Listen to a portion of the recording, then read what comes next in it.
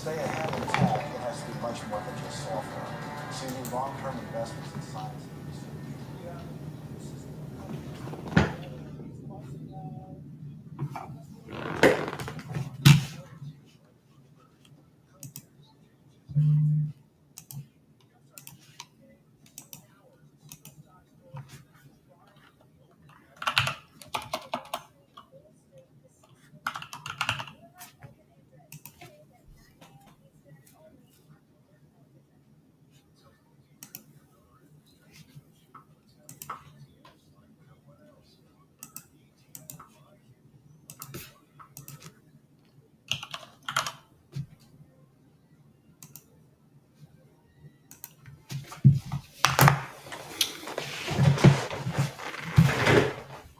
What's up, everybody?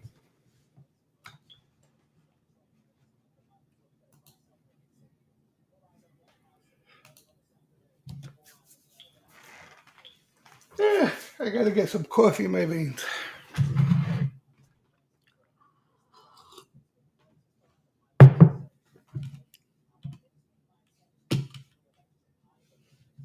Oh, this is the wrong mouse.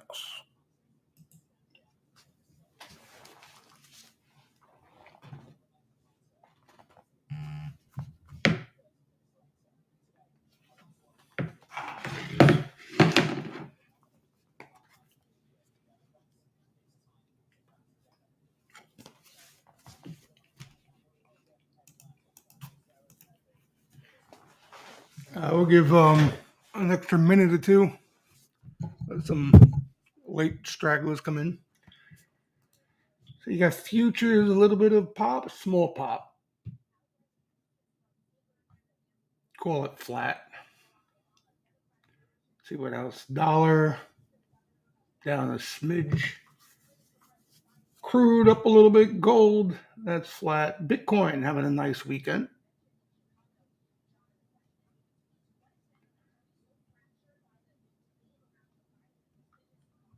Yields up a little bit.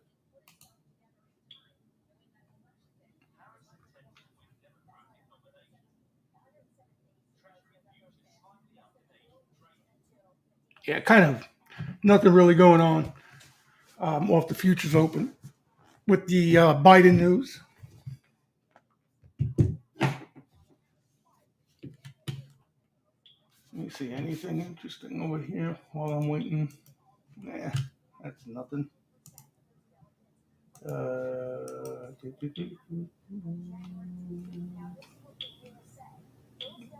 Wait a second. Oh.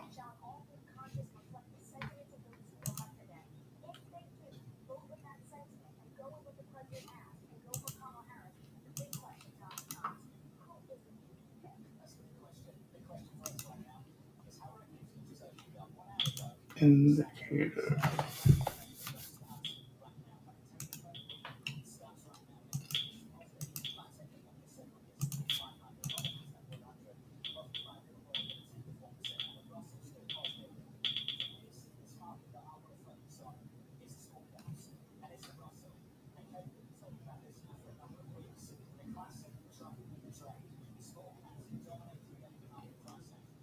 That's interesting. What's up, Oscar?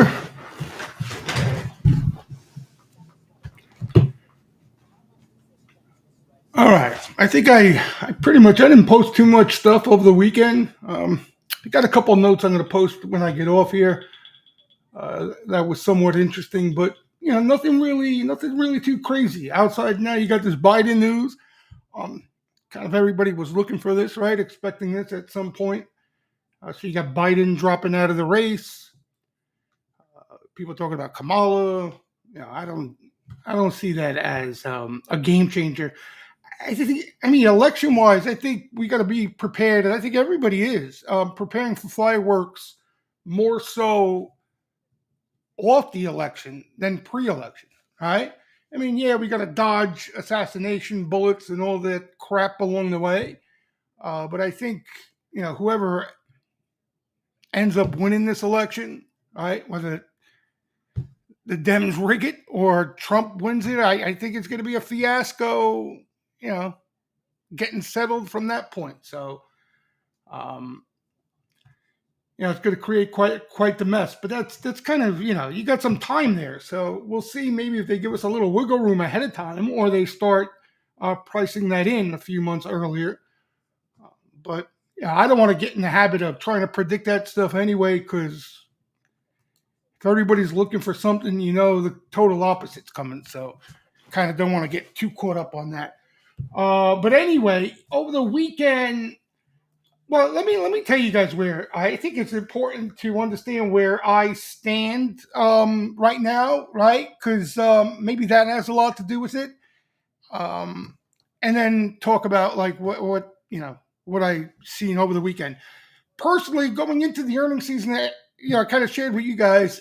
I'm kind of content where I'm at, sitting, holding on to what I'm holding on to. I am definitely not looking to put on any overnight risk exposure at all at this point until at least we get through the heart of earnings season, and I kind of can rely on the flow to tip me off to certain spots. Um, in the meantime, I'm going to focus on trading off the intraday momentum, and when the sweeper activity cooperates. We kind of had a rough week last week with OPEX, so it shouldn't be as bad. But if they come after a name, even though it's earnings positioning, if there's enough buying, if they're that aggressive, multiple sweep buys, I'll try to get in the middle of it. Outside of that, I'm not trying to do a whole lot here for the next at least week or two. Okay. Then I think it gets a little more interesting to see where, if we start to see that a continuation of a greater rotation at play, or more of the same, or something on the more bearish side, right? And that would be neither of the two scenarios I just mentioned. More of a protective stance for a couple months, and you kind of see where that unfolds. So, bottom line, I have really no bias here besides trying to remain neutral and open minded. And with all the mess of earnings and everything else, I think it's a good time to be that way for the next couple of weeks. So I'm trying not to get too wrapped up in the noise of the volatility of the market or political macro at the same time.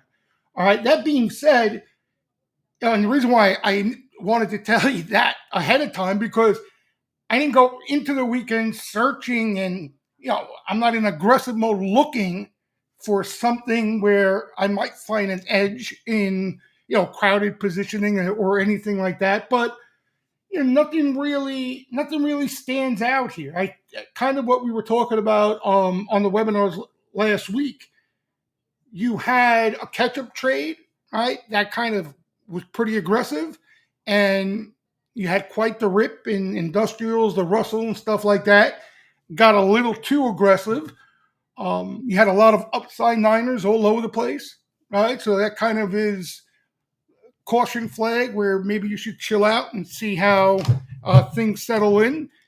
And I think that lines up perfectly with the start of earnings season. I mean, anytime you see that, you would love that to happen around earnings season, where you probably shouldn't do much because, especially for me, if I'm relying on the flow, I don't have much of an edge off the flow for a couple of weeks. All right. So again, I wasn't going into the weekend really digging hard for any sort of edge, but a couple things you want to keep an eye on, I think, for tactical purposes, right? For trading purposes, you do have, the start of a nice sell here, right? For the first time in a while, in certain areas more than others, but even ES, the NASDAQ, the semis, stuff that really could use a breather off the upside niners we were seeing, breathing. You're not quite there. Where am I? Sentiment wise yet. Closer on the tactical sentiment. Let me get to that first. You're really close there, right? So for a quick snapback move, that's where you would be looking, right? So you're pretty close there. I think for something a little more meaningful, a little more meat on the bone, where you can have the confidence for a little more meat on the bone, you kind of want to see this line up. at least get under 20. And you know, I think what that sets up is, even if, let's say, even if this is the start of a little breather here, correction, right? And we'll talk about the reasons why that, even if it's not right here now, it may be coming here, right? Um, if you have the short-term sentiment comp there as well, I think it gives you that wiggle room where, even if you're in the start of a downtrend, you get that sort of thing, right? That, if you remember, when we were in bearish trends, a lot of us long only bulls were kind of just focused on that, because that's where the only long opportunity was, in bear market price action, right? So you can get, you have some gusto behind the bounce for multiple days. Tactical sentiment, especially if you're within even a minor correction, you could get a bounce the next day, right? We've seen that many times, and ultimately that rolls over again, right? So that's the difference. I mean, if you don't think um, there's a higher probability for some sort of breather or correction, then you want to be a little more aggressive, and you lean more towards the tactical sentiment indicator for entries. You would like to get this, as close as possible to the short-term sentiment comp. So ideally, for anybody who's new, under 20, you kind of want to start looking for entries, right? Looking at things you may be interested in. If they're there, start piecing in. Under 10, you want to be a little more aggressive. All right. I just almost knocked the mic over. We were pretty elevated here. So this is quite the rinse, all considering already. We were up at almost 80. So that was quite hot. So again, the points I was making earlier at the start, with the upside Niners and everything else I mentioned, you also had some heat, right? You also had some heat because of that participation. So I think it's a good time to just let things settle in a little, let things chill out.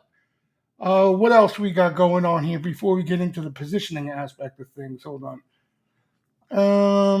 Let me go to some big picture stuff here quickly. It's over here somewhere. Here we are. So credit default swaps, again, they never confirmed a risk-on melt-up, right? But at the same time, they weren't confirming any bearish price action. The signal, the takeaway, as we mentioned several times, was to not get sloppy and just buy everything because you think it's a melt-up and you can make money anywhere, to kind of lean off sweeper activity, lean off rotation, and look for pockets of momentum for opportunities, right? And now, with this weakness, you got credit didn't act too well, swaps didn't act too well late last week. Nothing extravagant, right? But what you would want to keep an eye on, not to jump the gun, if we do get into a multi-week pullback here, a lot of times these credit signals can tip you off to where the bulk of the damage is done, right? We've seen it time and time again. This recent pullback back here in the spring being one of the more recent, right? So again, I don't want to jump the gun there. Credit spreads even worse. They even lagged even more than the swaps, as you could see here. I inverted these again, so just so you could see the correlation. But you had equities ripping to new highs, melting up. The indexes were ripping, and this just never confirmed it at all, as you could see here. So we'll see. Yeah, we'll see how these shake out. I don't think there's much of a takeaway, big picture wise, yet on these credit signals. It's kind of been playing out to what we thought would play out. What else we got? I think the most interesting. Let's go here, because I think there's a few interesting things in here. Kind of what a lot of people are talking about. Again, if you missed the last couple of webinars, when I post a whole note, you want to go to download for more images here, and you'll get the full note, because it doesn't What happened to it? Here we go. See? And a lot clearer, too. All right. So they're talking about how there could be further selling off CTAs if the price action weakens. Goldman, very similar, according to their model. The short-term trigger is pretty close. I think around 5,400. They think the intermediate-term trigger is a lot more important to pay attention to. Can create some problems. That's down around 5,200 SPX. So you have wiggle room. All right, but Bola touches on pretty much similar things where further weakness, and you could get some unloading from CTAs as well as some deterioration in gamma, which we haven't seen in quite a bit. All right, here's we were up at ridiculous levels of SPX gamma. We talked about that week in, week out, and you can see quite the drop off here. So if the price action does weaken further, you can get into negative gamma territory, and that can also exasperate things, right? So something to keep an eye on. Do they give their levels? Well, let me see.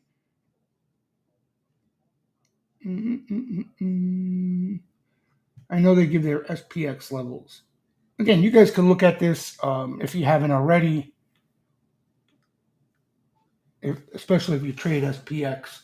Here is the CTA levels for them. They don't have a sell trigger on SPX, maybe because it's too far away yet. I think we saw it last week. I think it was around 5,200, if I'm not mistaken. I don't know why they don't have one here. Let's see. Do they have it up here? No. I think the Nikkei is what they're most concerned about. And, the Nikkei, too, I know a lot of you don't follow it, but that's kind of been an indicator of risk on. Hold on.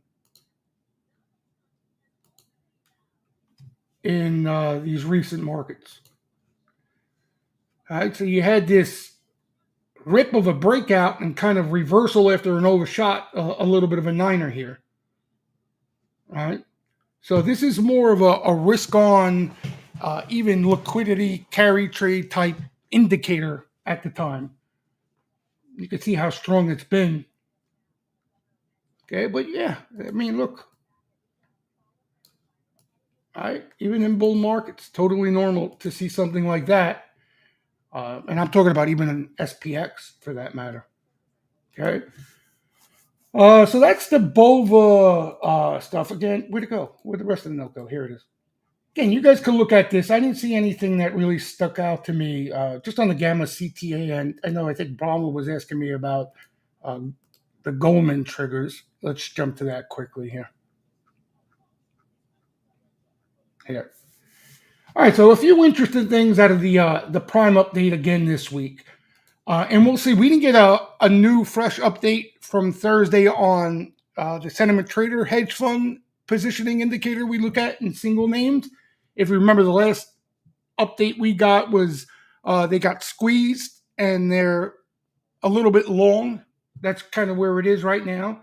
The Goldman Prime update has them taking down risk across the board. So on both sides, they covered some shorts and they aggressively covered longs as well. Okay, so look here, trading flows. U.S. equities saw the largest notional degrossing since January 2021 after the meme stock craze. Hedge funds unwound risk across nearly all sectors. Trading activity decreased in each of the past 7 sessions, driven by long sales. So they sold a lot of the crowded stuff that we've been talking about, right? That's where they've been hiding. They obviously are selling because of the recent weakness. So what I was referring to with the other indicator, I don't know if we're going to see an aggressive move where they're back to heavy short again. But what we might see is that little long exposure they do have kind of wash out. Because that's what we're seeing here in the Prime update. 10 of 11 U.S. sectors saw risk unwinds, led by tech, long sales, greater than short covers, industrials, long sales, financials, long sales, consumer discretionary, short covers, and healthcare, a little bit of both. Consumer staples was the only sector that saw a modest increase. So kind of a flight to defensive stuff there. All right. And you can see it here. Look at this, though. And it's been like this, right? The only thing was you had tech that wasn't as drastic, but that was even a little misleading, right? Because that it's that quality momentum bucket unwind that we're seeing. And you'll see a couple of charts showing exactly that in a second here. Let's see. What's this here? Macro product. Here's single stocks. All right. So they have no exposure at all. And they haven't really for a while in single names. And they've been, when they get long that quality bucket, that mega cap quality bucket, and index and ETFs, right? So the blue line is the macro side of things, and they're kind of flattish there.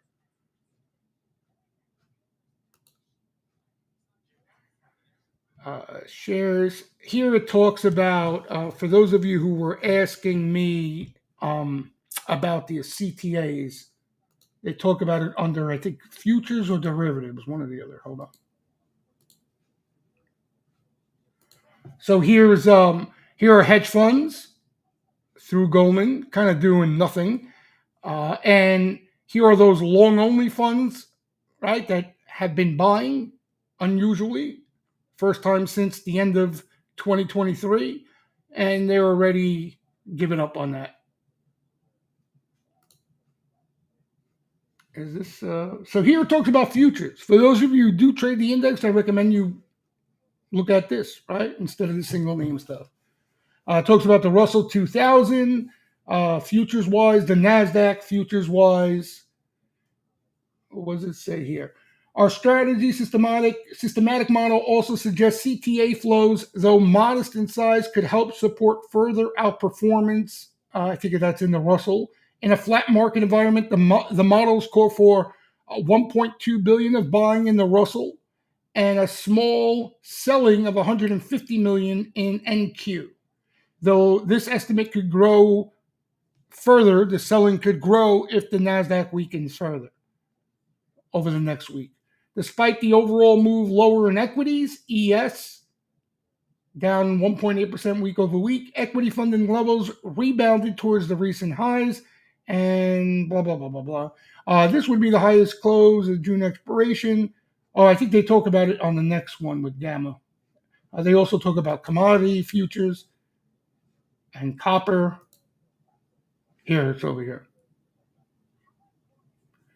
Also worth noting, CTA length remains near the highs, but a 1 to 2% sell-off from here isn't going to trigger any meaningful selling supply. It will take larger moves than we've already seen to flip trend signals negative. The S&P medium-term threshold level of 5202, still 6% away from the current spot. Flows forecast for next week are negligible. Bottom line, we think this rotational pain is unlikely to turn into an SPX index story. For those looking for index hedges, we still prefer owning SPX over NASDAQ. Vol, as Russell should trade spot down, vol down after this latest run. And any meaningful Russell sell-off should be led by the SPX tech if we do get a correlated move lower. At the sector level, the Goldman desk likes buying semis downside puts with SMH 3-month puts to hedge a potential pullback. So they think if you're going to play the downside, the best way to play it is via the semis, if you're looking for downside. Potential pullback given, and the reasons being crowded positioning, which we've been talking about ad nauseum, potential for additional China export restrictions, upcoming earnings releases. SMH 3-month 95% put cost 4%. The September 24-25 Delta put cost 2.4%. On an absolute basis, SMH has moved plus or minus 20% or more several times in the last 2 years. Here's well, I was going to say better looking chart on Gamma, but pretty much the same as the Bova one. Right. So again, you need some further weakness to exasperate things here for it to turn into more of a highly correlated index type of thing, as opposed to what we've been seeing, which is just, again, it hasn't really been across the board selling up until, what was it, Friday? It's been more of a rotational thing. They just got a little too aggressive on the buy side of the rotation, and that needed you to chill out a little bit. So Goldman's thinking there's the higher probability trade is we see more of the same, where the indexes have a little difficulty finding momentum to the downside, and you kind of just get more of a sector focus, individual name focus for the time being.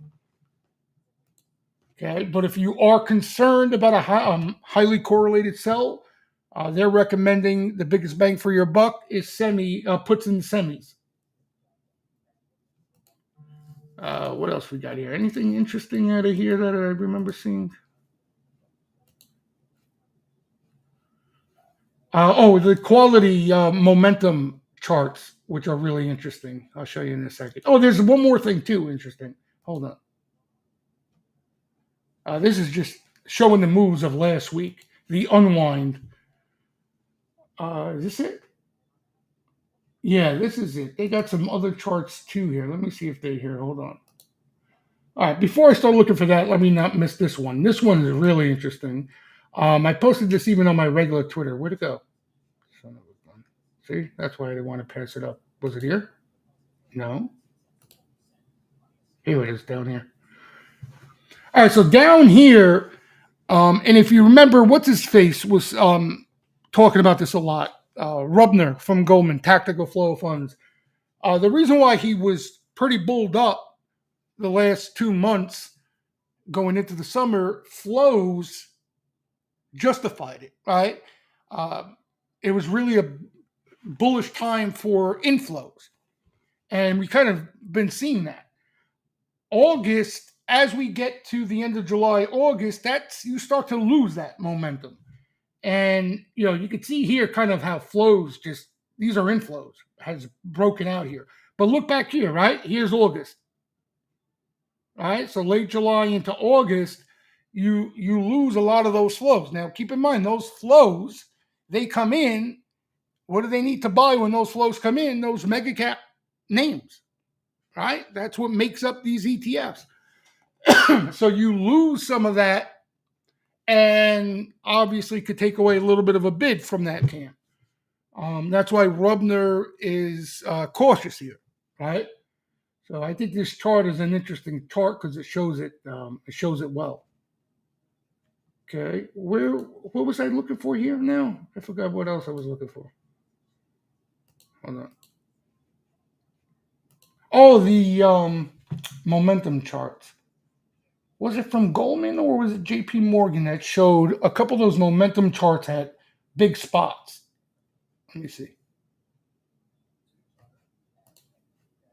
Oh, no, it was here. Here's the quality uptrend for one of their baskets, the quality basket. All right. So even though this, I forgot what the hell that tool is, but even though it's showing a little bit of a breakdown here, you still got a higher low scenario, right, for that trend. You could definitely see a bounce here. Okay. But at an interesting spot. Here, down here, this is the high growth, high margin bucket. All right, so think of, like we've been talking about, the names with not only profitable, but with that growth, that's where all the money's been hiding. And, the run, you got a little bit of a pullback here, but not much at all. big picture wise. Okay, but again, even in bullish times, you could see that you eventually you run too far, you're gonna see a yank. That's totally normal. How much of a yank is the question? But there's a lot of money in these things. This is hedge fund VIP, so kind of the names hedge funds are hiding in. We aren't far off 2021 highs in cyclicals, defensive X commodities. Testing that old high there.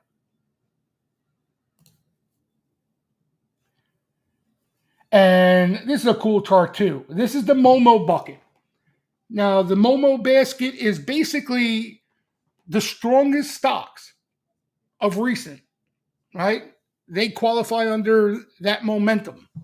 Momentum players want to buy the best stocks of recent. So when you get a crack in that momentum basket, what usually follows, right? And especially a pretty decent crack. So here you got all the drawdowns of, what is it, greater than 5% or something similar to what we've seen recently. And, kind of how things may react. You could see here, a year out doesn't mean that game's over. Just further short-term weakness, if anything. So, DSP Momo Index. Oh, they blew out this chart here. And even though we did crack a little bit here, nothing in comparison to what we've seen in the past. You've seen some larger cracks, right? So it wasn't too drastic. Again, that's where, in my opinion, that's where all the risk is. That's where all the risk is. I think that's what makes it the exciting trade, and why everybody only cares about those right now. And why everybody's trying to figure out: do I buy a pullback here in these things? Do I wait? That's all everybody cares about, because that's all everybody owns. That's all everybody's been playing. Okay, and anytime you have that type of sentiment, you have risk. You have risk. You've been rewarded to buy every pullback in that camp. You may get rewarded again, but I promise there will be a time where the market gods bring the pain for everybody who buys the first pullback in a crowded trade, right? And the truth of the matter is, the longer it goes without seeing that pain, the more pain that usually comes when that happens. And again, doesn't mean it's over. Doesn't mean that trade is over, right? That could be the best thing that happens for that trade, is you get that violent correction washout that hits everybody over the head. Everybody gives up on it, thinks it's over, and you get a start of a whole new bull leg out of there. I mean, that's totally possible, and we've seen it many times. Obviously the $1 million question is this the one? And you look at the semis right here, right? SMA to a SOX. Okay? And it's been like clockwork. That's how easy of a trade the semis have been. You get an upside nine there, you get a little healthy pullback, you buy the pullback, you cash, right?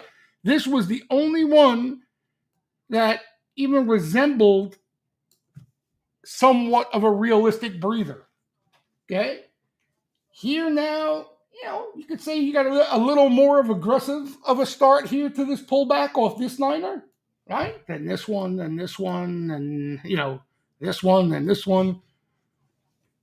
But there will be buyers that show up, no doubt. There will be buyers that show up, and they probably put a bid in. You get some sort of bounce, and the question's going to be whether that bounce rolls over again, or you get more of the same, right? And, everyone's got their own opinion. I don't think anybody's opinion matters any more than anybody else's, right? You're going to be players who've made money in these things are going to be more bullish, right? Players who haven't are going to be more bearish and want to see it blow up. I mean, that's just the fact of the matter. I think what's really interesting here is you're going literally into earnings season here. Okay. And that's what kind of Goldman is pointing out. You're going into earnings and you got a little bit of a wild card, right? You're going to get some decent evidence out of earnings, whether they're good, bad, or indifferent, right? If they're good and they sell them off anyway, I mean, that's pretty solid information that this correction in that space has more to go, right? If they're bad, right? If they miss and you get a little bit of weakness off of it initially and they buy that because you already had a pull, right? Ahead of it, that's good information, right? So I think you're going to get decent information after the fact. Ahead of time, as is earnings, as is the case always with earnings, it's a bit of a crapshoot whether you know what the quarter is going to look like or not. Right? That's what makes earnings the crapshoot it is.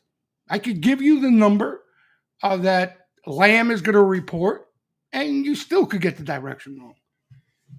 So, again, I know it falls on deaf ears because, I mean, listen, there are players out there who, are playing this game. They're playing it like they're playing, any other form of gambling, right? They want action. They want to play. They never want to hear sit tight. They never want to hear that, right? They're going to find something to play, no matter what anybody has to say. But I think, if you're taking for those who are taking a more of a serious approach to this game, I think it's a perfect setup to kind of be patient here and try to wait and see how things shake out and how the dust settles. And day trade to your eyeballs full out of your head. Just make sure you stick to stops and that corny shit. You know what I mean? But overall, I don't think it could end up being the right move, but I don't think it's a time to get aggressive here ahead of the numbers and ahead of everything else. If you didn't have a crowded trade in these things, all right, maybe you want to get aggressive here, jump the gun, right? Maybe you want to be a little early, even if there's weakness. You want to be a little bit early, that type of thing. But I think what makes it dangerous is how crowded this trade is. It's significantly crowded, significantly. And if something goes bad, it can get ugly. It can get ugly. Now, for everything else, I think you have a better setup. And for everything else, I think if you get through earnings and you see a name or a pocket of this market that's set up well, seeing some buying, it's worth playing. It's worth playing. Because even if you get this crowded risk unwind, there are going to be spots that hold up rather well. There are going to be spots, right? Right now you have a lot of things on a short-term basis that played catch up over the past 2 weeks in a big way. So you need some of that to shake out. I used the wrong date to link Max, where you made the mistake right there, it's not your fault. That's not me. I don't even know how to concoct a date or anything for that matter. But you're talking about in the calendar? Are you talking about in the calendar, Max? Use the wrong date. Oh, wrong date link for today's webinar. Let me how would I post that now? Wait a second. How do I use the wrong date? Let me think. So what did that am I on the wrong? No, I can't be on the wrong thing. I don't know what that means. The link you guys connect to doesn't take you here? Is that what you're saying?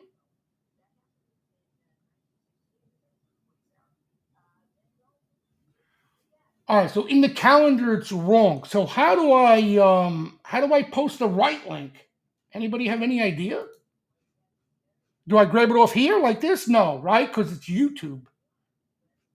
Wait, I don't know. I don't know what I would do. Today's the 21st. So it was me then. Oh, I see what you say here. I clicked on this instead of this.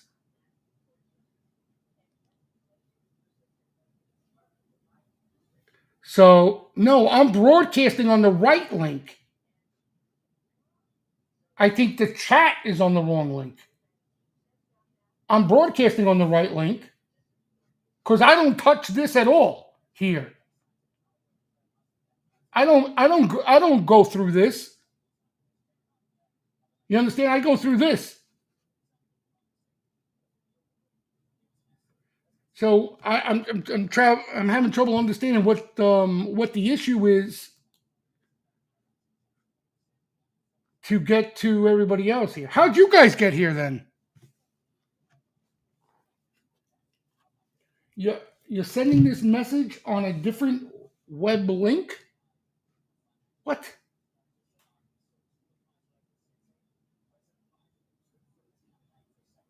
I don't know what the hell you guys are saying. I'm sorry, but I don't know what the hell you guys are saying. So what do I need to do? Talk to me like I'm a 2-year-old here. Do you need me to do anything here? Chat is on the 21st. The video's running on the 25th. How though? I don't go to the calendar ever. I go on here. Why is it the 25th? Oh, the Wall Street Jesus Flow show. So should I get out of here?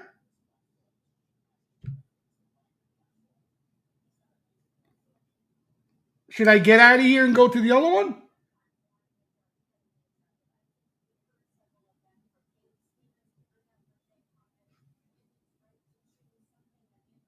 What do you guys think?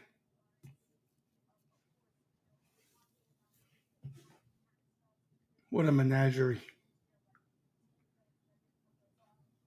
Should I get out of this and go to the other one?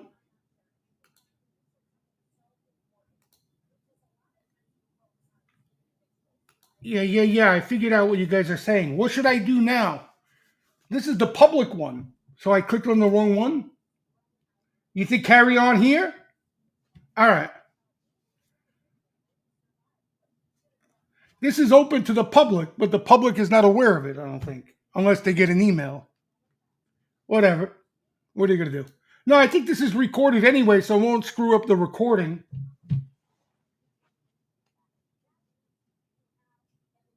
Yeah, I mean, you guys are chatting. I see. I still don't know how you guys picked up on it through the chat here. How'd you guys even know I did that? That was pretty impressive. All right, whatever. At least some of you are in here. The recording is going to be okay, because this is recorded, and for anybody who can't get in, um, we'll get it on recording, so it won't be the end of the world. All right. Again, and honestly, there's nothing major here on the webinar. Nothing really important that I needed to share with you guys anyway. So that's a good thing. Here are Sharpies. And kind of same thing there. If I think we want to keep an eye on Sharpies here because of all the political drama going on, right? And the truth of the matter is, I've seen Sharpies get worked up about potential election problems and get hedged, and then nothing pan out, and then they unwind those hedges immediately. So, in other words, they get concerned, but nothing, nothing from that concern ends up turning out, and they unwind those hedges and get long. If I remember correctly, I think that was the 20 that was the second Trump election, where they were a little bit concerned and nothing ended up panning out. But what I would keep an eye on to see if they start aggressively hedging here over the next month or two, especially if the market is not weakening, could be a sign of caution. But right now, this is what they look like overall, and they're pretty much flat. They're flat. Here's what they've done recently. Russell, which they've been adding or getting rid of hedges, adding long exposure in as people have been shorting it. They unwound a chunk of that. Same thing with the S&P 400 mid cap, and they didn't really, add anywhere else in a big way. VIX, they added some VIX still. They added a little bit of VIX. They've been adding a little bit of VIX. Again, nothing extreme. I'll post it so you could see. Nothing extreme there, but they've been adding some VIX exposure off the recent selling. But again, I don't see anything out of this. I don't see anything out of this. What you want to keep an eye on is this right here, something similar to this. If we kind of hang out here, consolidate, or even strengthen. If you see, they start to get aggressive slapping on hedges, they could see something potentially, politically or something like that. The worry is this here. The worry is down here. All right. But you get a little pullback. You get a 2-week rinse, and these guys are gone. But this is pretty extreme. This is the riffraff down here. This is the riffraff. So interesting that they're not more aggressively hedged with the riffraff so long. But I think that's because hedge funds aren't long in a big way. So as far as the stock index complex, which you see here, this is everything. There's really no takeaway. And the only takeaway could be they've been adding some VIX. That's about it. So, that's another big picture thing we like to pay attention to. I posted the buy and sell signals for anybody who trades these things. Here's if, you're not interested in anything else, here's where you want to look. These are the extremes. Sharpie extreme on the bullish side. Here's VIX that they've been adding. And some currencies and lean hogs. Hedge funds, this means they're aggressively short here. Okay, so that means it's bullish to us. And this is riffraff is aggressively short Bitcoin, the dollar, and silver now, which is weird. Okay, and the sell signals are over here. The whole metals complex, Sharpies are still heavily hedged. Gold and silver still remain hedged there, currencies. Hedge funds are aggressively long the metals. And riffraff aggressively long NASDAQ 100. And now the mid caps too, they chased. Okay, so these are the weekly buy and sell signals for futures.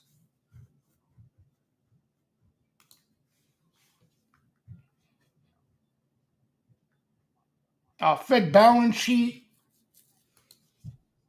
kind of been, well, what's interesting about the Fed balance sheet? I will say this. You got Bitcoin making a move here, right? Now, is Bitcoin tipping off something on liquidity, or, it's just more of the same? Like, here is what the balance sheet has looked like. It could be they're trying to grease the streets here for the election. Very possible. Okay, so you got a little divergence here between Bitcoin and the Fed balance sheet. Now, Bitcoin usually front runs liquidity. So this could be tipping us off to possibly a better liquidity backdrop, which some of the liquidity bros have been talking about. We'll see. We'll see. Yeah, I mean, we talk about Bitcoin. Forget about Bitcoin, like the Bitcoin names. If we're talking about stocks, right? I'm not going to beat a dead horse here. That's all I've been talking about for the past 2 months. So, I mean, we don't need to discuss that again. But they all still look really, really good. They just, they could use a rest, but they all still look good. I think the one that has a little bit of having issues is this IREN because of that short piece that came out on it from that short bear blog, Bear Cave, or whatever it was. So it may be a little heavier than the others, but all the rest of them look really good. You know, would I buy them up here? Again, we had that discussion. Personally, I wouldn't buy them up here. Maybe because I bought them down there. But if you didn't own them down there, maybe you can somehow make the case to buy them up here after that move. I haven't bought. Well, there hasn't really been any new ones yet. The new one I own, BTBT. I kind of like it too. I like it. That's where the action came in. So that's the story in Bitcoin. Other than that, Bitcoin itself, I have no idea what the hell's going on there. What else we got? Let me see. Anything else that I post here? Academy has an interesting note. I think they're a little bearish, if I'm not mistaken. I'll post it when we get off of here. Here is the Goldman charts. The positioning indicator, still a little bit bullish, but nothing extravagant. Here's the rotation. We've been seeing a little bit of unwind. Look at this, large cap, small cap.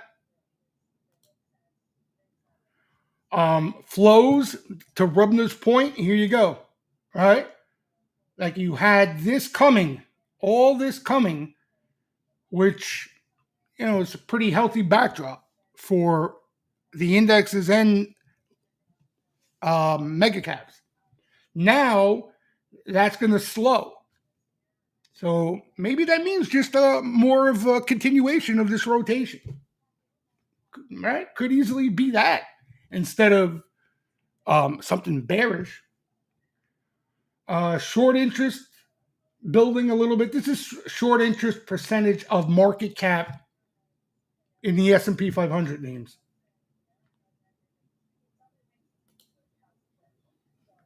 And here are financial conditions, right? Extremely loose. They tightened up a little bit last week.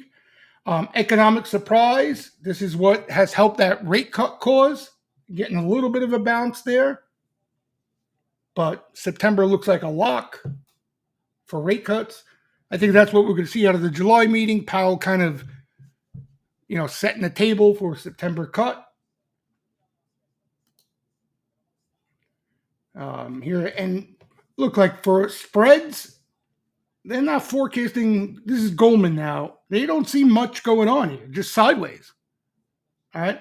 So if you use that as a signal for the equity markets, it's kind of more of the same. All right. Not a full-fledged risk-on melt up where you can buy anything and make money, but there are opportunities on the long side in pockets and names. As long as they're not aggressively widening out, money will find a home somewhere. It's when they aggressively widen out that, one, they're signaling a major issue on the macro side of things, and two, the algos go in insta-sell mode on everything. As long as they're not widening out aggressively, it's okay if it does this. It's just you can't just throw darts. All right, so that's this is from Goldman. Again, this is talking their discussion with clients. They're talking about, it all comes down to tech guidance, they think, in regards to this tech unwind. But who knows? I really don't even. I don't even have an opinion. I could see either of the two happening, but you could definitely see without earnings. You could definitely see a bounce here. Like I'll give an example. Look at the semi or sentiment trader of the semis. Hold on.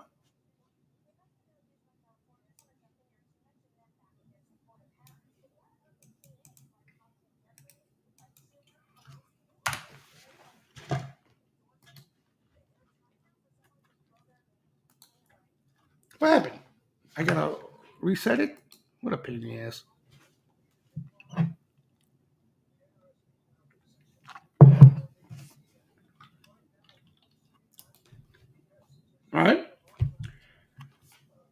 So you could see buyers show up off this.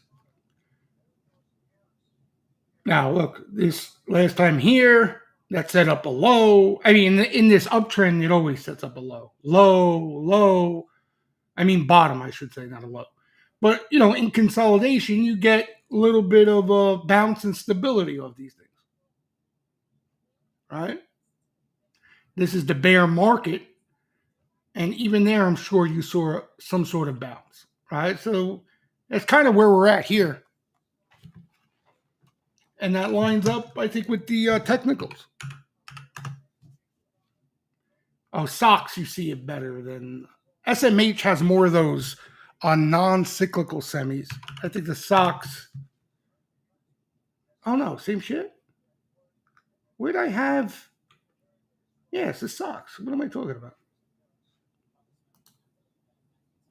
But what trend line did I have up? Wasn't there a trend line? Oh, maybe that was on the S. What the hell is that? Anyway, kick this off. Is that a gap? No, that's not a gap. This is a gap down here. Uh, so maybe we can try to catch it intraday if they're weak. Probably the better move. And I think that's it. Here's the calendar for the week down here. You got the PCE. Honestly, doesn't matter. I really don't think it matters. Any of this stuff. You got jobless claims, stuff like that. I think the Fed is already, they want to get this September cut before the elections, get it out of the way, and then take it from there. So if you do get weakness off any of this economic data, probably, meaning that it's too hot for a rate cut, probably viable.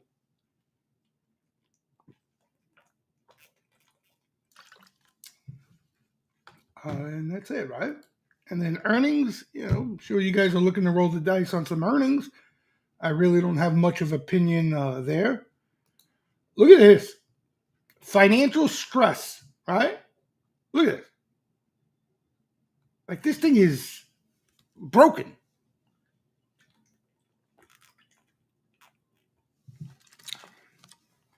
There's not a crack anywhere, according to that thing.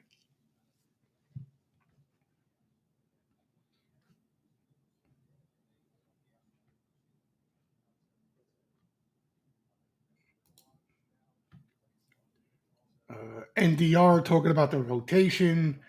You you know what's a little interesting now that you have this kind of Trump trade getting priced in, you could almost see that trade going too far and a little bit of an unwind. Now, I don't know. Again, Trump taking a bullet would have been a perfect reason for that. But, maybe Kamala, the polls get a little tight. I mean, does anybody believe these polls to begin with? I mean, does anybody believe that Biden was even though Trump was up in the polls, they were even that close? The guy was a walking fucking zombie. Like, you can't believe any of this shit. But if the gambling odds end up going down between Trump and Kamala, maybe you get a little bit of a Trump trade unwind. Certainly possible. So I think that's kind of the stuff on a more tactical basis you kind of got to look towards.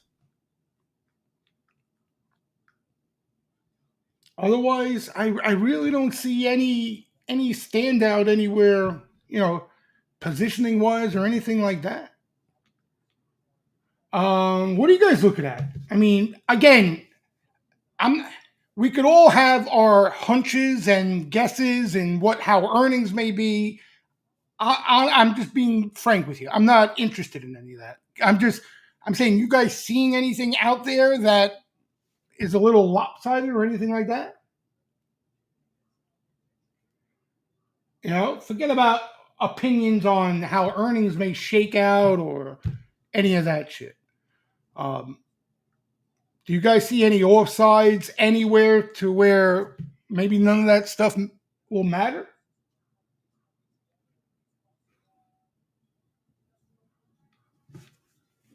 Anyone? Nothing? Anyone looking at or even a pocket under the radar pocket of the market that maybe you can dodge some of the noise out there? Again, those Bitcoin plays were the perfect spot.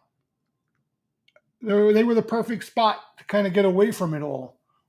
And they may still be. They may still be. But now they're up a pretty decent amount.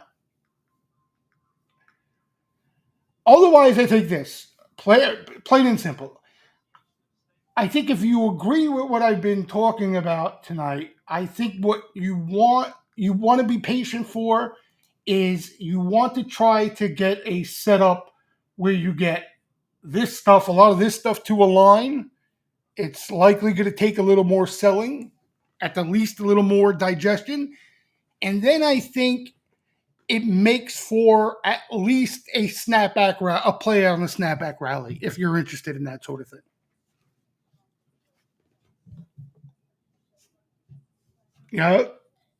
That's what I think you try to be patient for. If you agree with, a lot of what I've been talking about here. I know, Sahil, they just pointed that out to me now. I don't know how I know what I did. I clicked on the Thursday webinar instead of um, tonight's. But that shouldn't surprise you when you're dealing with me.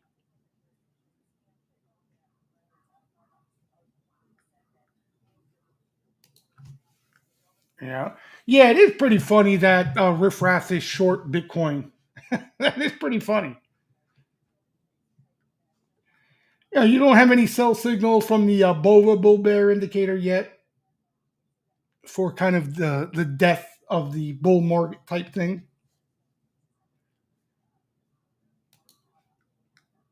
Now, this is what it looks like in oscillator form.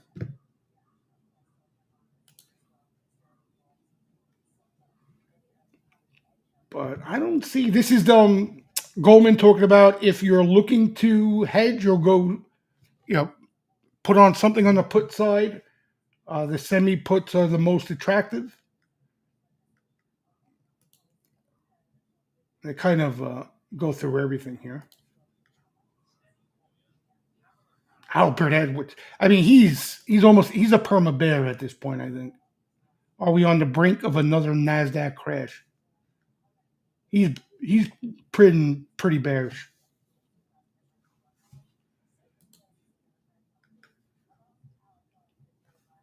Yeah, I don't. Again, and we'd have more to talk about if we weren't good. We had not in this dead spot for flow again, which it seems like it happens all too often, right? I mean, it seems like every week. I know it's every couple months, but it seems like every week the earnings OPEX thing. But we got 2 weeks where you kind of the flow is going to be as we get through. As we get later in this process of the 2 weeks, you're going to have more post earnings candidates that if you do see flow in, if you like the setup.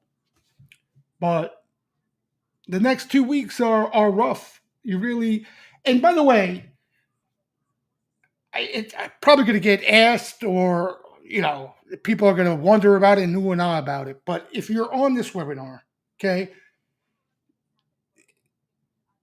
the next 2 weeks, okay, there's no reason to ask me if it's clean or not. You don't need to ask me if a $2 million sweep if in XYZ is clean or not. It's not clean. It's not clean. Okay? I don't mean it in a being a bastard. It's not clean. Don't rack your brain over it. It's not clean. Everything right now is an earnings play. Everything. When you have the meat of the market, especially these days, they make up such a big portion of the indexes. When you have them reporting, there's going to be hedging and stock replacement and all that ugly stuff everywhere. So there's not a clean sweep to be found right now, this week and next week.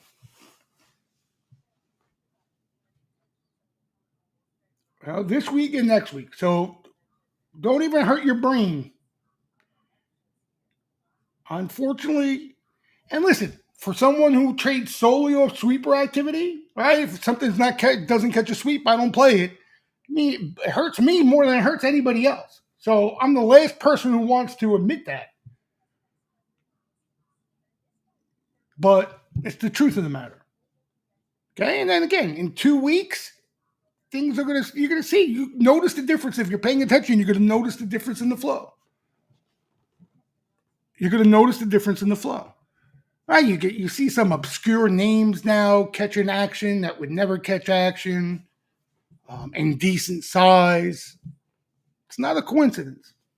It's not a coincidence. But I think again, based on how we're going into this earnings season, I think it's perfect. I think it lines up perfect where you want to be at anyhow, where you want to kind of take a nice and easy approach here and see how things shake out.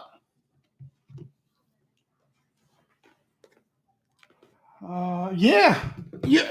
Well, the rotation saved it, Sahil. And honestly, that could ultimately save the market in general. But here's the problem, right? If you really get, let's say something happens this earnings season, okay, in the big guys where the AI numbers miss in a pretty decent way, the indexes won't be able to hold up. Okay, I know I'm stating the obvious, but listen, they may not go down as drastic as everybody thinks, but they're not going to be able to hold up because the selling is going to be so much more aggressive than what we've been seeing. But there will definitely, I'd be shocked if they don't find something to buy outside of that crowded camp off weakness. I'd be shocked. I'd be shocked. So if you get a big mishap in the AI camp and they really sell those names, it's going to resemble, for those of you who are around, that post 2000 type of climate, even if it's for a short period of time. But indexes are weak, those names are selling, everyone's head spinning, but there will be other things, there will be bull markets going on elsewhere without anybody even realizing. Because that money will be coming out and finding a home in stuff that got neglected and ignored for so long. Nobody, you got to understand, one, the growth hasn't been in all these other spots, right? So that's the allure behind this AI trade, right? AI is where all the growth is, okay? But nobody wants to own everything else because they can still find that growth in AI. If there's a hiccup in AI, they're going to look for spots that are undervalued now that have been neglected. We've already seen some of that, right? We've seen it in the financials. We've seen it already in a very gradual way. But this, if you do get overall market weakness, there will be opportunities on the long side. It's not, I don't think it's going to be a 2022 type climate. It may feel like a 2022 type environment in the crowded stuff, but not in everything else. And honestly, I think if you want to see that rotation, we probably need to see that happen in the AI quality stuff. Because without those things getting hit, right? Without that doubt there of the growth, people are always going to weigh, well, should I tie up money in this, industrial name, they're profitable, but there's not much growth? Or should I buy this semi with all that AI growth ahead of me? You understand? Nobody's interested in that other stuff until that sexy trade goes away.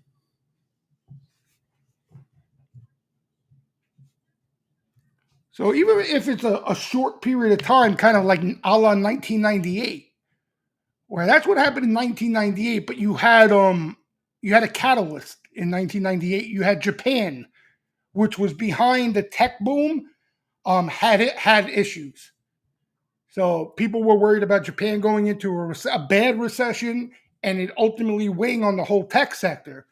And semis and all those hot tech names, I mean, it felt like a crash, but it was 2-3 months. Some names were down 50% off the high, and then you know what followed. 99 into 2000 followed. So that was just a pause, but it was a violent one. So there was a catalyst in 98. Maybe it's a mishap. And Nvidia is so far away earnings wise, right? So when is it? Freaking August, the end of August, September. That it's hard for Nvidia to be involved in it early on. But you could see we're already seeing some hiccups in some of the others, right? Like a Dell and stuff like that. You look at these stocks, they already are correcting, right? And you think about how bullish people were in Dell. I don't think you guys realize. You realize I'm being sarcastic, but this going into this quarter, I've never seen so many bulls. I think it was even more bulls than Nvidia into that Dell quarter. Right? After this whole move, this is where everybody wanted to own it into earnings. Incredible, isn't it? Look at that. So even people who were buying it here in this run up, and they were buying it to hold through earnings, they got shafted here. So some of these things are already in breather mode. It's already well underway. IBM looks like that too, right? And it's been coming back here. IBM was even earlier than that.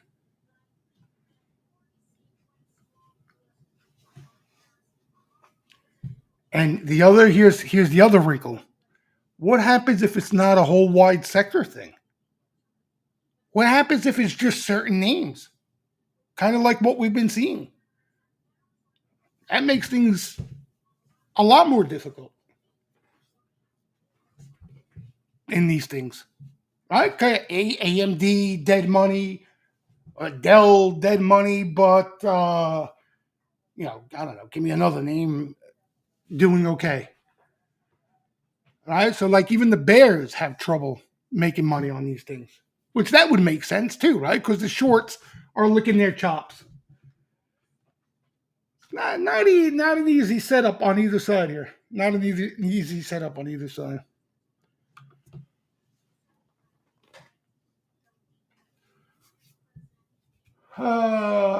Jay, were you looking for something different? We don't know tomorrow. What do you mean something different? 9 months.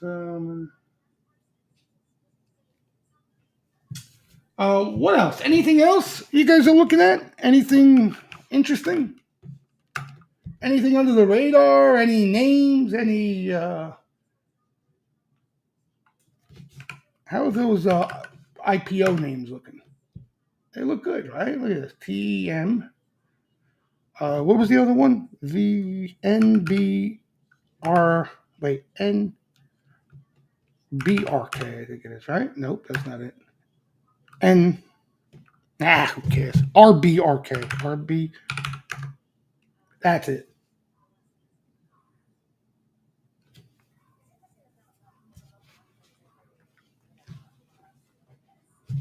Yeah, maybe we see underbelly action.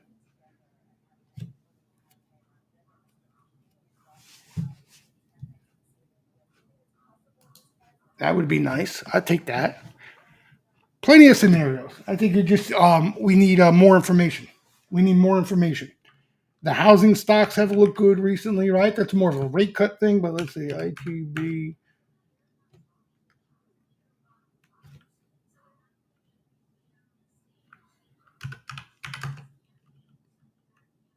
I think it's going to be really difficult for them to take this whole market down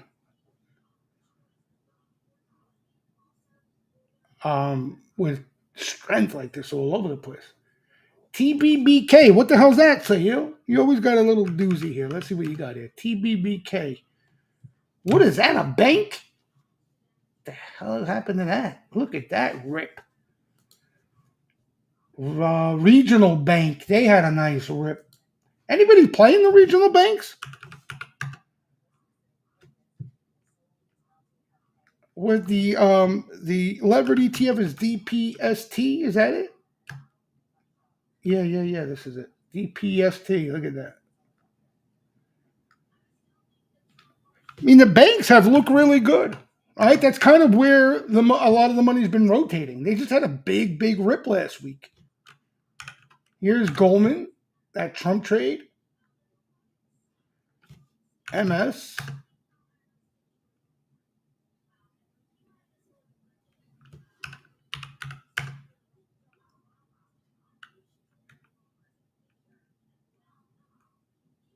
What's the other? Wells Fargo, Citi sees flow constantly too. They look good. Yeah, they look good.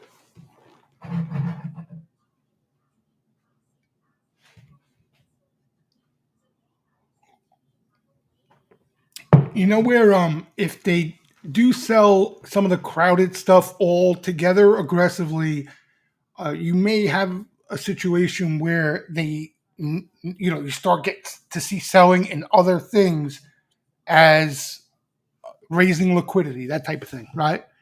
For margin calls and shit like that. But that ends up being a nice opportunity.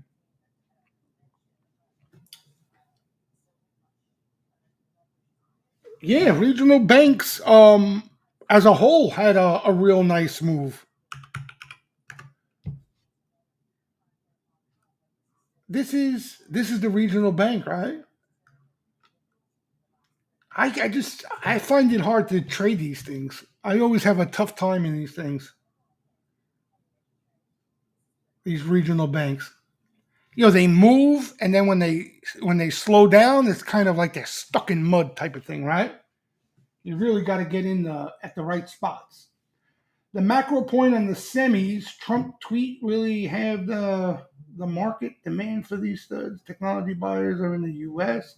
U.S. companies are the tech companies for all countries in China. So Mr. Trump shot the AI trade in the eye for you mean the whole AI trade as a whole?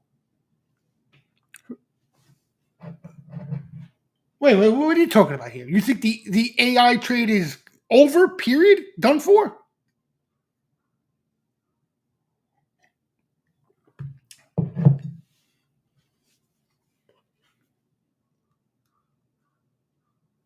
You think the AI bubble is done?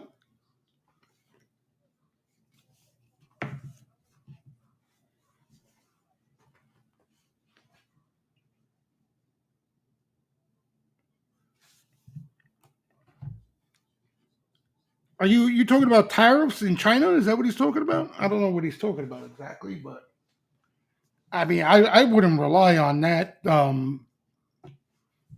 Just the semis in general, I think the Trump trade is bearish for. We were talking about that, right? Remember 2018? The semis caught a nice little beating.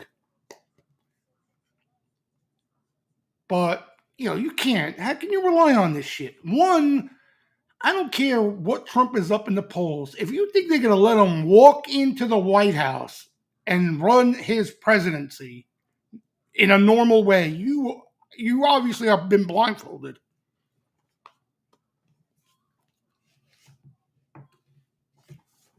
Okay, that election, even if Trump wins the election, they find a way not to rig it. If he wins the election, haven't even seen the fireworks yet.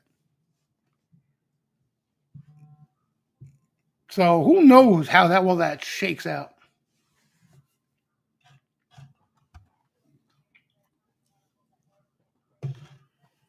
Not done. Oh, so you're talking about correction here, right? You're talking about that's the catalyst for a correction. That's the catalyst here. But here's the thing, Sil. If they come out with big guidance, you're saying they sell that anyway, which is possible. I'm not saying that's wrong, but that's kind of fortune telling the future. But your opinion is they sell good guidance, strong guidance anyway?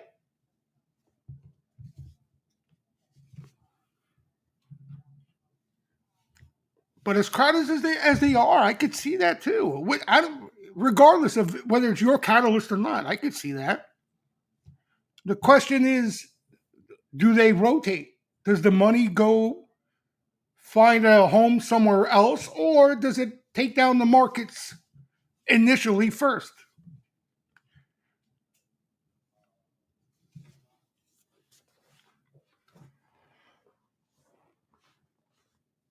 Guidance doesn't matter. They need kept. Yeah, I don't know. So I don't know those. I don't follow the fundamental shit. Honestly, you're not going to make me a believer in that stuff. Okay, that stuff I think is useless. But you're talking to the wrong guy for that stuff. So I'm not trying to shoot you down here, but you sound like Henry Blodgett and what's his face to me, the guy from you're what's his face? The hell's his name? That tech analyst. God damn. Killed my joke. But anyway, yeah, I don't know. So what are you saying? There's a correction? I don't know. What are you telling me? You telling me they're going to correct for a while?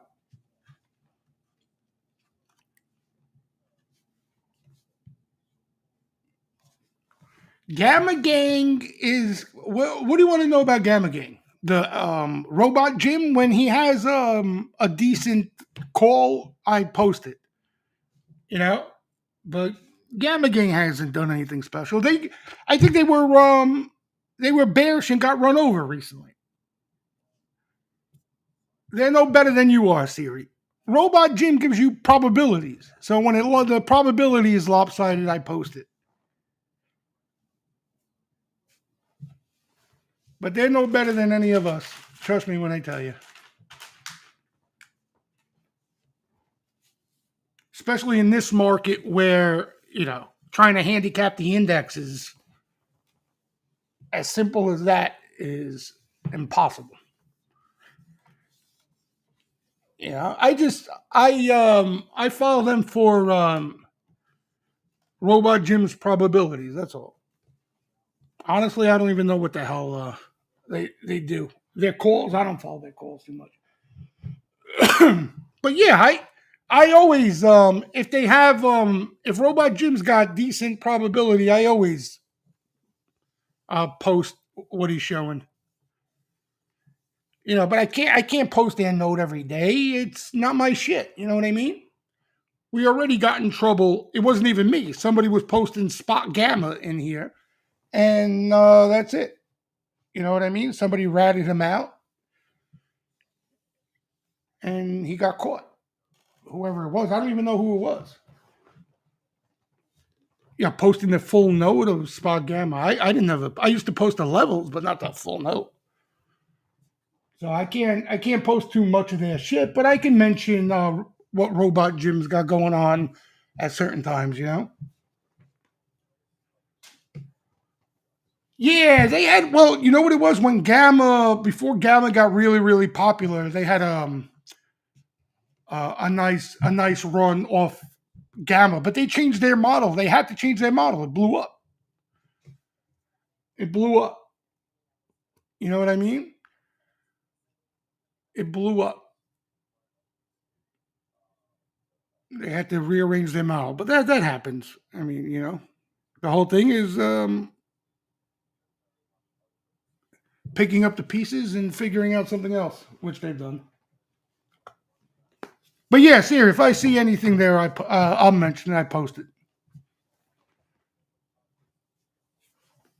Well, you just reminded me of something else too, and I forgot what I was going to say. What the hell was I saying? Gamma. Hold on. Was it Gamma? I don't think it was Gamma. I forgot what I was saying. Anybody see any names off Flow? Question. Anybody in those older names with Flow? Anybody still holding or like UPST? Any of that stuff? Affirm? Anybody still in those names or those of you who did buy them?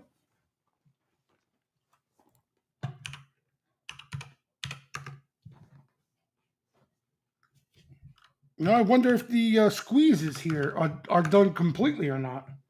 A lot of them already are retraced.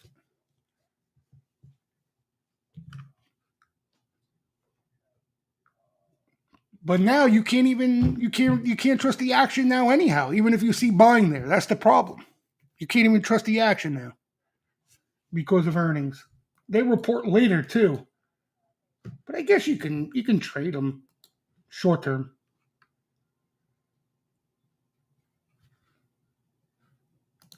You had some nice moves. What's this guy? Did this guy retrace any? This guy was a real nice one. Oh yeah, look. That had a 9 or 2. That had a 9 or 2. Earnings are in August here. Master Coin. When's Coin report? Soon, right? Yeah, August 1st. So next week, right? Next week. But yeah, these things, I mean, they look good off Bitcoin, though. Again, I think all these things here look really good. They all look good. Every single one of them. Even the ones you had, this guy, they all look good to me. Cypher, they all look good. I mean, you can make the argument that CLSK didn't even really move that much yet. Just a couple bucks.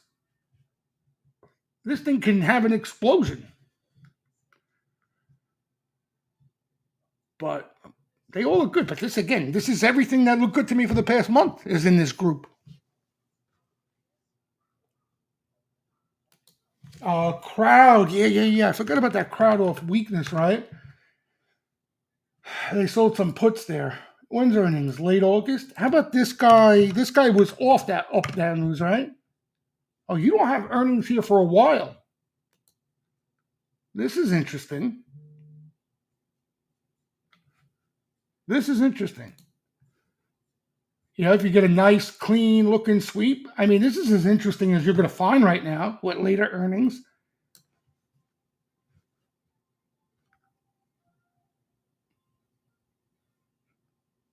That looks good. That looks good. What the other ones? What have they been up to? What? Let me see. Was it Cyber? Right? Is that the big one? A little bit of a pullback there. What a beast the stock is. This is the laggard, right? ZS. Yeah. See the underbelly names. The good thing about the underbelly names is that you have earnings there later on, right? September. What? Oh yeah, September 5th. There it is. So maybe there'll be some opportunities there. Sil, you like any underbelly names that are piquing your interest these days, Sil? S. What's that been up to? That's Kathy, right? S. Siri? S. This is the hockey stick. Wow. What a debacle. This group is on fire and Kathy can't catch a break.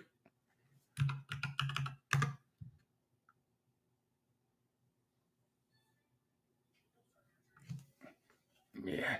these hockey sticks. I can't get excited about them. I can't get excited about them. I cannot get excited about them. How's this one doing? Reddit. That still looks good. You have another pullback here.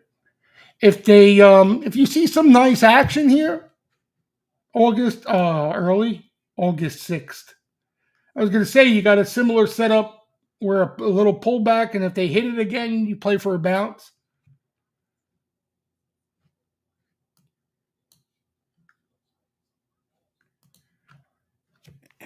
GJT had a nice IPO name. Did you see that, CEO? What was it? I can't remember it. Something with I think like grab or something.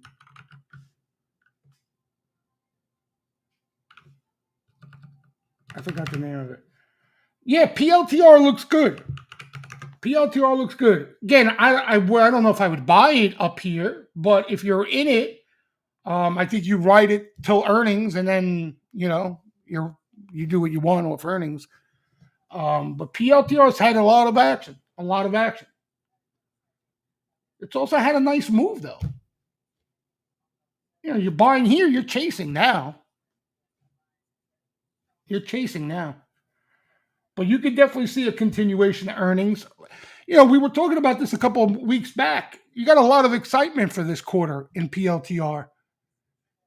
So it wouldn't shock me there's a bid all the way till earnings. But yeah, there's been a lot of flow, Siri. A lot of flow. Yeah, it's a decent amount of rolling too recently, but that's expected, right? Off a move like this. You're talking about what, 21 to 29 for this thing? $8 move for PLTR? That's a big move. No name still, huh? It's a big move. But yeah, if you're in it, Siri, PLTR looks good. No new ones. Why is this name not changing on this freaking trading view?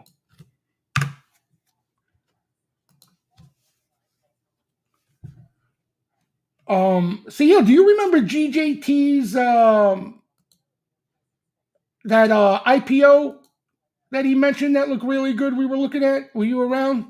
Starts, I think, with a G.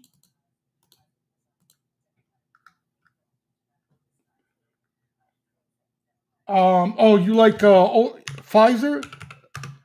That's a rotation name. That looks good. You got earnings coming up, right? This week, July 30th.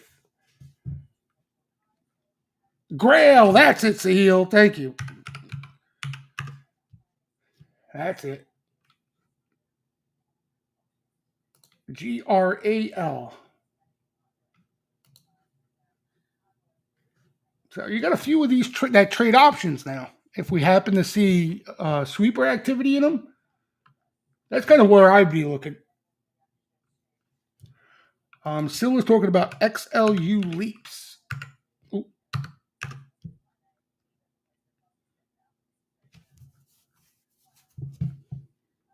That looks like it's ready to break up. Still?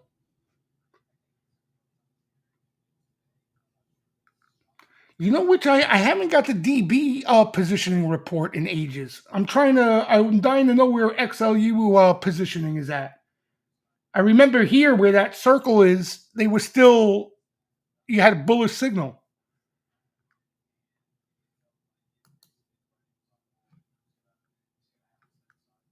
Yeah, this XLU looking for a breakout. Goldman loves this trade. They've loved it for a while too. But that looks good.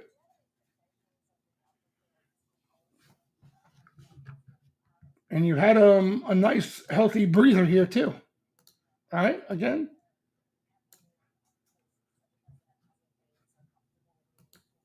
Looks good. You see this guy? This guy corrected nice. VST. Look at that.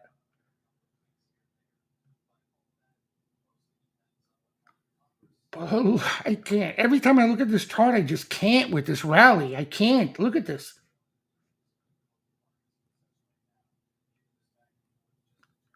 That is insane. Insane. June June 2026 call on the XLU, huh? Any swing trades? No, the last one I took was this guy here. What was it again? I'm drawing a blank. Oh, BTBT. BTBT. That was the last name that I bought for overnight. Nothing new though, Siri. All the other stuff, just stuff I've been hanging on to.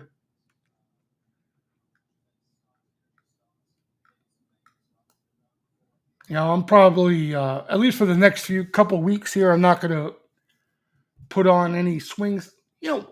I'm not going to say if let me tell you something. If they come in and kind of if we see sweeper activity like in a name like this where they tattoo, I'm gonna buy it. So I'm not going to say I'm definitely not going to put on any swing exposure. I'm not looking because of earnings. I'm not looking to put on any new risk. But if they start hitting new stuff, especially that around off of earnings, post earnings or whatever, then I'm definitely interested. No doubt, I'm interested. But that's I'm kind of looking for new spots, new names. This the rotation trade, and here's like the logic, right? If the rotation to small cap, mid caps has legs, they're gonna hit new names. You understand? If there's real legs behind that rotation, you're gonna see new names. No doubt about it. You're gonna see aggressive buying in new names. You know, if you don't, it's one of the other two scenarios, right? You get a bounce in the crowded stuff, which can certainly happen here, right? Again, I personally don't want to swing the crowded stuff right ahead of numbers off a little bounce. You day trade them. I think you turn purple in the face, but I don't think you want to swing them through earnings. It's high risk, obviously. I don't think the risk reward is anywhere near appealing. Or the other scenario is, just a highly correlated correction. So that's where I think the new names kind of tells you everything you need to know.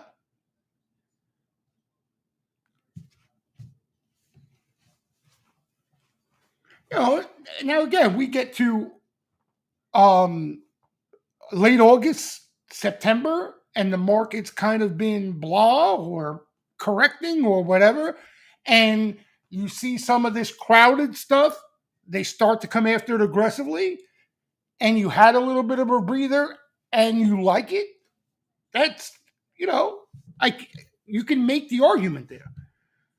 I just, ahead of numbers, I think it's crazy. I think it's crazy.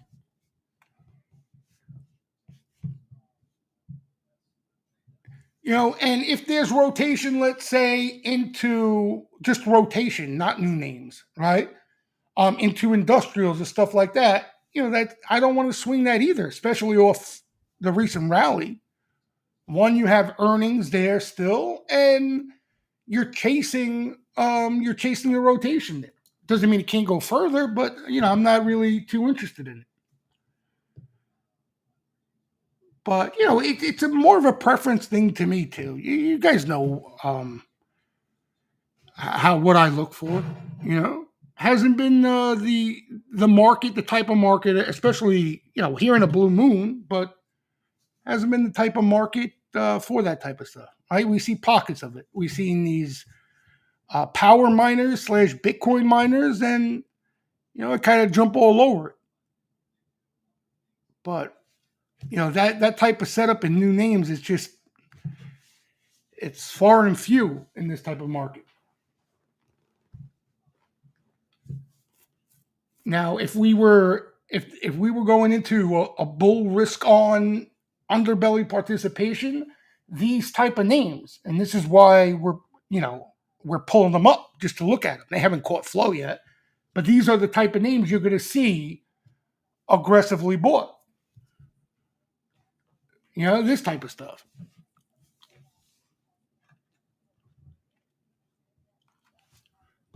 But you had the industrials too, right? They've had a real nice move. Oh, they pulled back. I don't even remember that last week.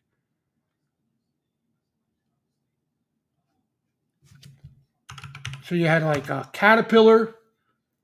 They're getting ready to report. Let's say like even Cat you're interested in, right? Or you catch some action in. You got earnings in a week.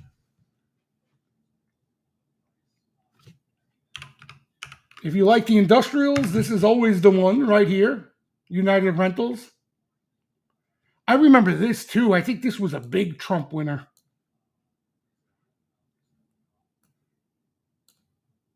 Look at this.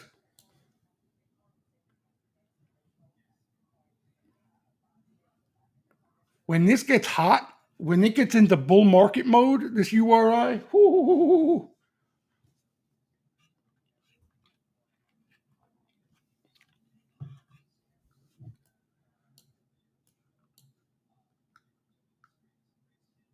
they report. Yeah, again, it's the next 2 weeks, guys. Once you get through the next 2 weeks, you're going to have enough stuff you can at least look at outside of earnings. AGYS, that sounds familiar. Why do I know this one? AGYS. This is a strong stock. They report this week, it looks like. They report this week, Mr. Sahil. That's a strong name, huh? Agilis. Where do I know this stock from? Software. Looks like a big software name, huh? Yeah, software's looked really good. A little bit of a breather here. But what a move off that lopsided trade. Think about that trade, Sahil. Guys, think about this for a second. Okay? No matter what I do, that's why I say forget about, and I know you guys, I'm not talking to you guys. You guys trade your own. You're not looking for anybody else's trades. I know that. But I tell anybody in the steam room, anybody on these webinars, forget what I'm trading, forget what Sil's trading, forget what Sahil's trading. Okay? We all have different styles, preferences. We trade certain things, right? Me and Sahil, we like the power crypto miners. Maybe you don't like that, okay? Sil's trading Pfizer, whatever, utilities. Maybe that's not your cup of tea. But the webinars and the information we're looking at, you got to pay attention, especially to the stuff that gets pointed out that stands out, right?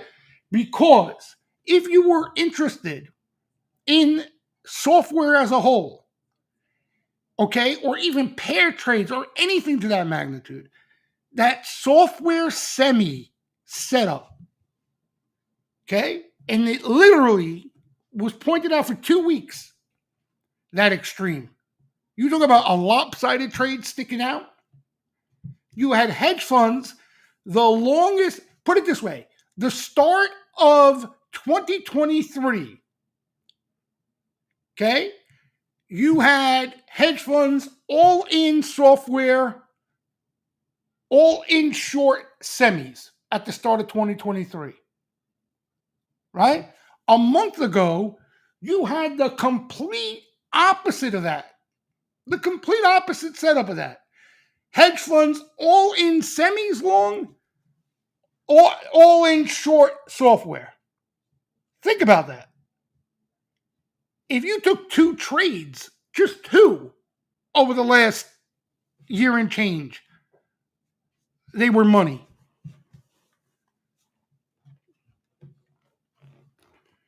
The semis ended up being the single best group to own from that point, 2020, at the start of 2023.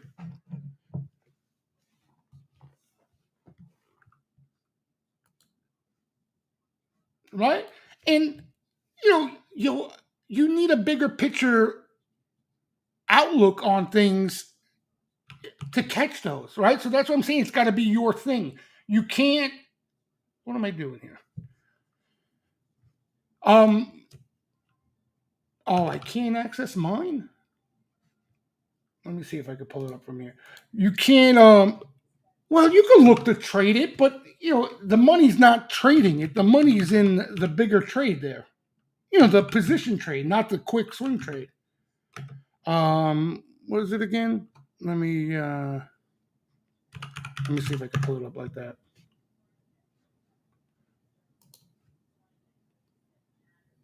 Look at this. June 3rd. Okay? This is where I posted it on Twitter. So that was the last place. Okay? June 3rd. Here it is. Look at this chart.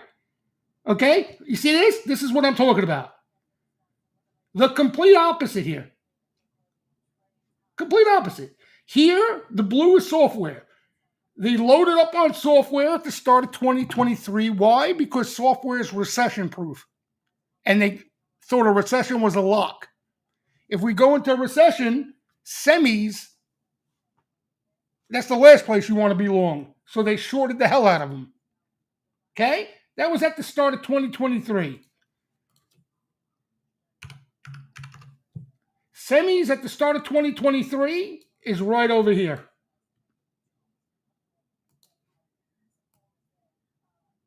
How do you like that entry?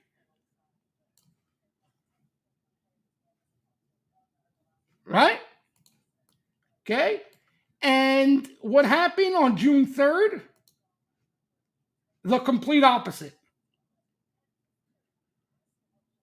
Short software, just like they were the semis, and all in semis.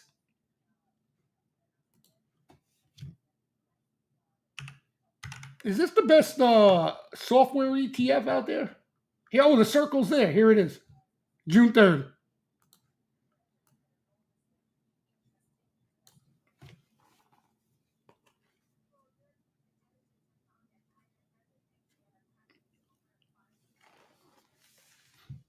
Pretty nuts, huh?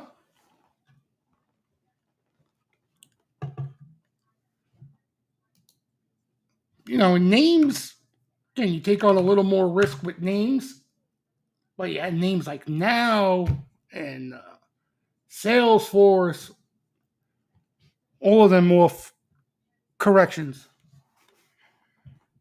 But this is the type of stuff, bigger picture wise, or even even if you're trading tactically, you have a lot of meat here, right? I mean, that's significantly all sides there. If there's any shift of momentum,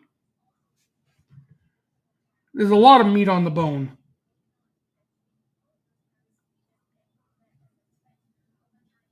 I don't know what they look like now, but I know that hedge funds have been selling the semis recently.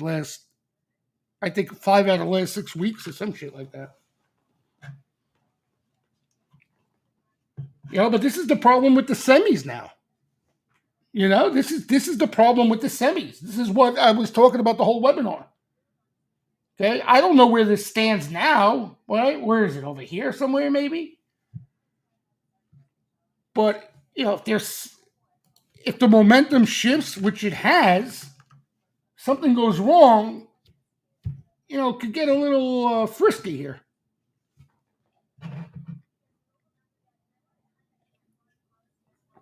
It doesn't necessarily have to. Could consolidate, especially if they're still bullish AI and all that shit. But there's a lot of risk. A lot of risk.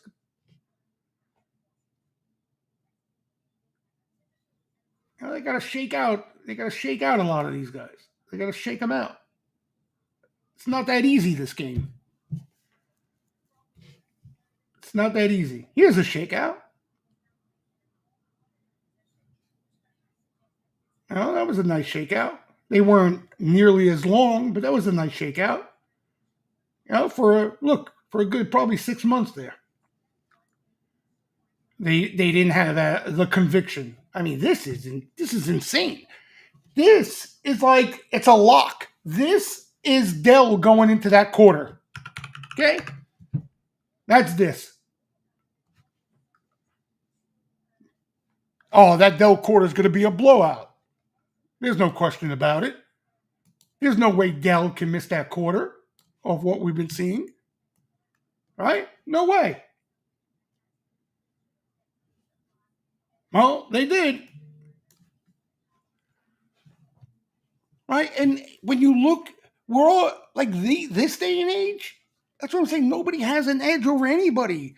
You got riffraff who have access to just as much information as the pros. Right? When people see something that bullish, it's obvious to everybody. Of course, it feels bullish. It looks bullish. Everybody's looking at the same shit we're all looking at. But if it's that bullish and that obvious, chances are that everybody's already in the trade. And that brings with it a lot of risk, right? The quarter doesn't even have to be a travesty. It could be just in line and there's a ton of risk.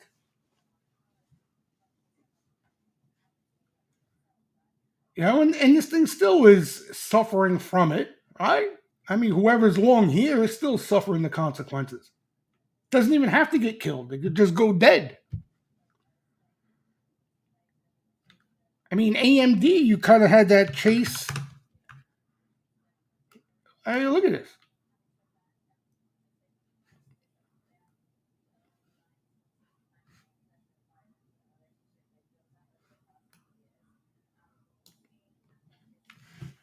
Anyway, something's going on. CDNS. Why is that getting hit too, Sil? CDNS.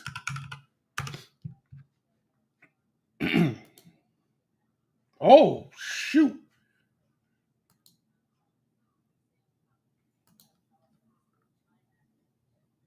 Wow.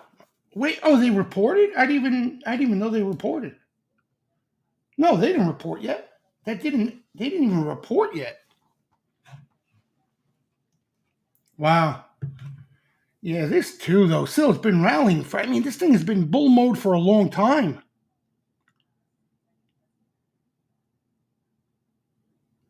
All right. I mean, it could do this. It could do this literally again, and still be extremely bullish.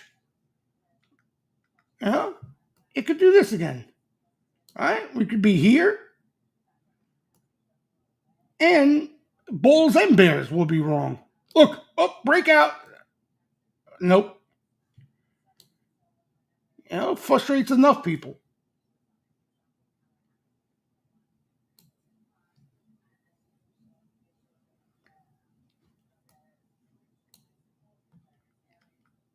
But it gets a lot tougher after this, a move like this now. It gets a lot tougher. It's a lot of money made in this thing. Yeah, I didn't even see that sell. That was Wednesday, Thursday that happened. Big volume too, huh? You think something's going on? Or maybe maybe it's just so crowded. Maybe these things are just so crowded.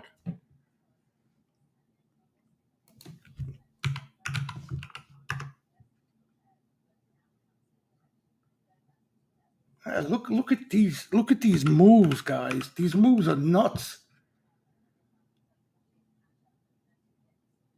Like I mean, even Qualcomm. I remember talking about this thing in the spring when it was just breaking out.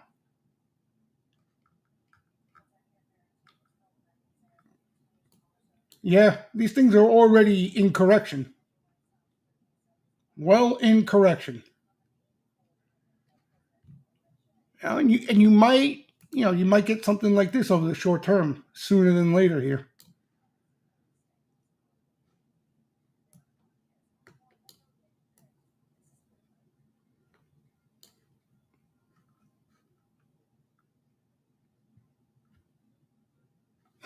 Interesting.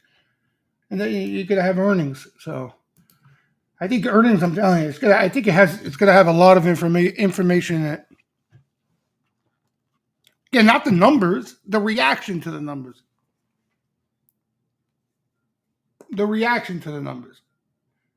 Like Goldman thinks it's guidance is important. I don't have a clue. I'm talking about the price action.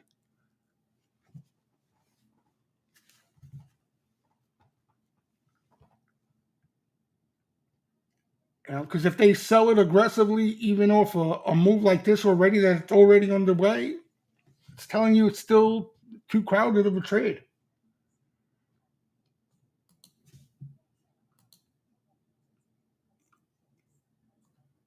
What's Oh, this one. Let me see this. This thing is hanging in there a little bit more. Better, I should say.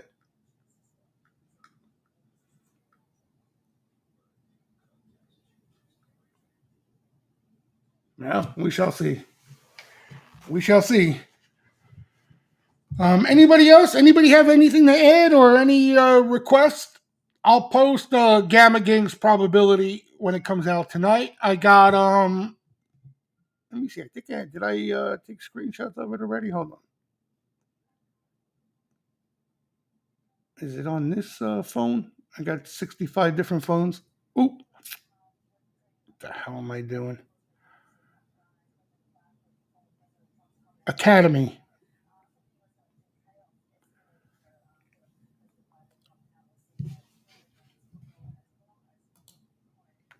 These politics, I can't even take it already, and we got a long way to go. Macro strategy. This is Academy. Hold on, I got it here. One. Is this? Yep. Here's Academy.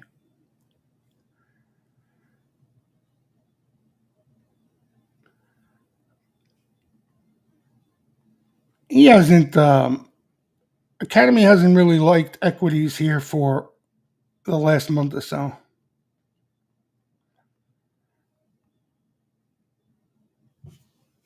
Did it come through? So let's see. What does he say here? Don't count your money while you're sitting at the table. My sense is that too many are doing this with both bonds and stocks, leading to more selling than buying in the coming days and weeks. While there's some debate about whether the Gambler is a country song or crossover song, what is he talking about? Or selling out. There can be no debate that the national anthem sang before the home run derby at the All-Star game was abysmal. That was pretty bad.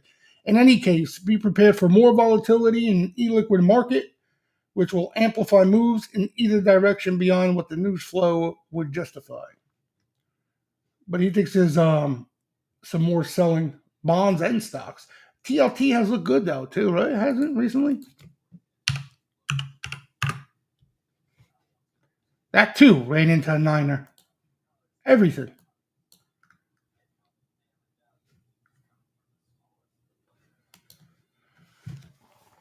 But yeah, guys, again, my advice, no matter what style of trader you are, I think it's a good 2 weeks to chill out, day trade, have some fun, make sure you manage your risk, don't get too crazy.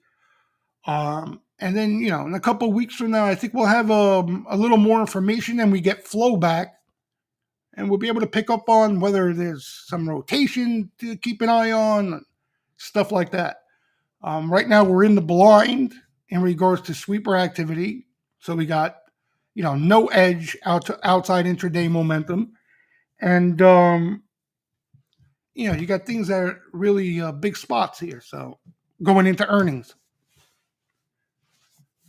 All right. So we'll see how it shakes out. But again, if they listen, what washes everything is if they hit new names and you trade that stuff, that's the stuff to pay attention to. They hit new names that are set up well, no matter what the hell they do. That's what what we want to look for. So that's what the only thing I keeping an eye out for right now.